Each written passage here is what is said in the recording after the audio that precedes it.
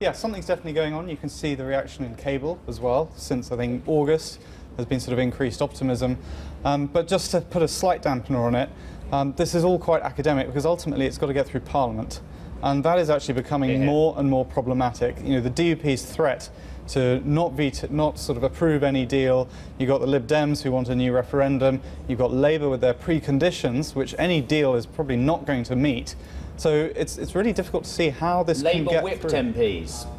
Labour whipped MPs yes. will vote against it. But what about those who want to go against Corbyn? And I appreciate there are 50 to 80 ERG hard-line Brexiteers in the Conservative Party who could well vote against it, which could then, of course, create a no Brexit, which then could create a general election. But are there equally those between 30 and 50 MPs who could support the Prime Minister because they don't want to go along with a Corbyn whip? It's possible, but I think the other pressure would be the fact that if there's a deal on the table, that MPs might feel the weight of history on them, that if they vote it down, that they're going to be judged forevermore afterwards, and the result could be a crash. So it's a gamble. You know, do we vote it down and then we end up with a sort of cliff edge, or do we vote it down and then we get the second referendum?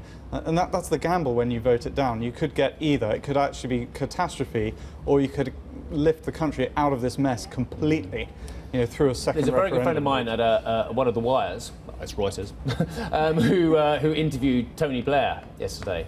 He used to be an anchor of our place. I think we can mention him, Axel. Right. And Blair reckons 50-50 a second referendum. Hey everybody, it's Hadley Gamble from our new CNBC Middle East Bureau in Abu Dhabi. Thanks for stopping by. Now to watch more, you can try one of the videos that just popped up on your screen. And don't forget to subscribe.